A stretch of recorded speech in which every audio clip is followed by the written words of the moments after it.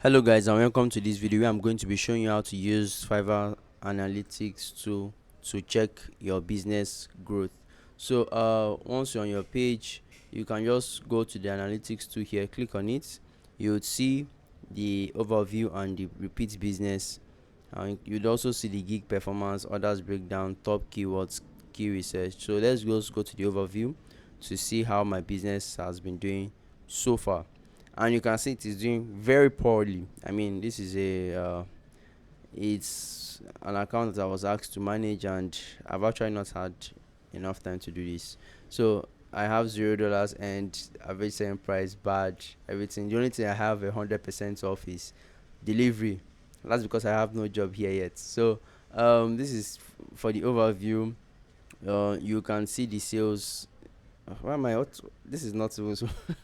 Anyway, guys, I just want to show you that how you can use this to analyze your growth so far. So if you've been serious, you'd see all of this and repeat business. You can check the repeat business section here, and you can find more about your repeat business score here.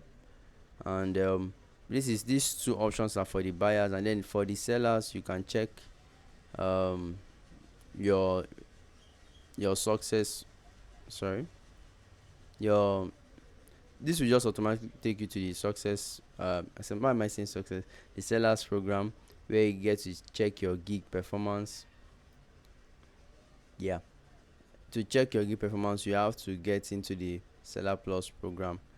So, and we do not need that. So we will just go back to our gigs, or let's just go back to our profile, and we would see we can analyze our business from there. So this is also another way to check your analytics and see how your business is doing outside in the eyes of the public.